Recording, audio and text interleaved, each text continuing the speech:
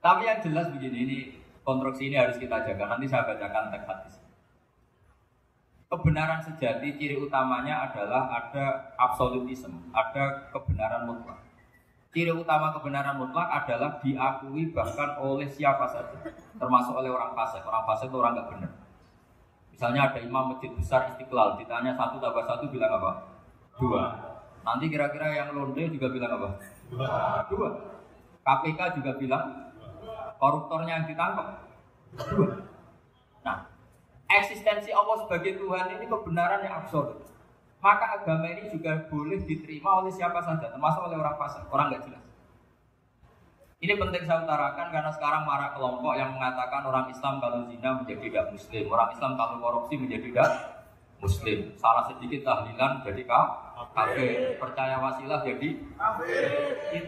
Itu tidak benar. Karena kebenaran eksistensi itu kebenaran yang nggak bisa diganggu. Bukan.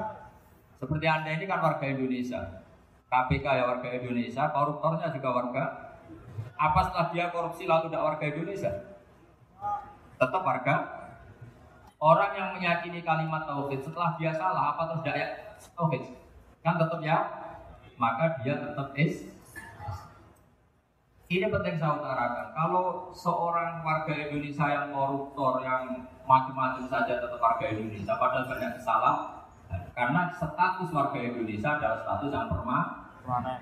Begitu juga status Muslim adalah permanen bagi siapa saja yang melafazkan La ilaha illallah Muhammadur Rasulullah. Kita tidak bisa mengkafir-kafir.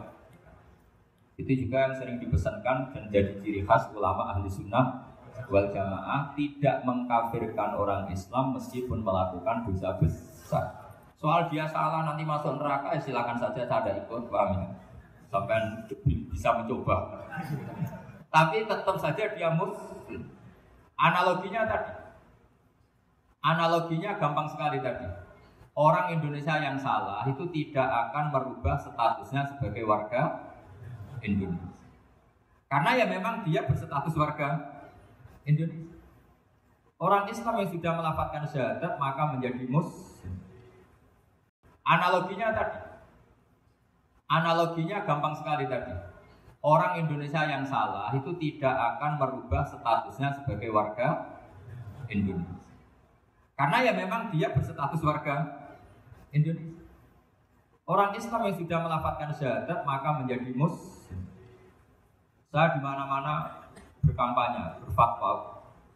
Orang kafir yang 70 tahun kafir, sekali melafazkan kalimat tauhid itu menjadi muslim apa tetap kafir? Muslim. Masa kita yang Islam terus, yang kalimat tahlil la ilaha illallah kemudian menjadi kafir karena kalimat itu? Itu paham aneh apa aneh? Wong yang kafir saja menjadi muslim karena kalimat tauhid, yang Islam menjadi kafir juga karena kalimat. Ini ngajak apa-apaan? Ya ngajak goblok-goblokan kira-kira kan. Ini penting saya utarakan karena ini penting. Nah, setelah kamu yakin tauhid, ciri utama tauhid itu apa? Menstatuskan sesuatu sebagaimana hakikatnya. Misalnya bumi Korea ini statusnya tetap buminya Allah. Maka dari awal saya husnudzon sekali sama Allah Subhanahu wa taala bahwa suatu saat di bumi mana saja itu ada tahlil. Enggak ngira kan ada ateis di sini, bumi ateis kemudian ada tahlil, ada sakduna, ada macam-macam. Karena kita ketika sholat, makanya saya tadi janji akan memaknai kalimat-kalimat yang sering Anda baca ketika sholat. Di sholat saat ada i'tidal ngendikan apa? Rabbana lakal hamdu ayat baca mil'us samawati wa mil'ul ardi wa mil'u ma syi'ta min syai'in ba'd.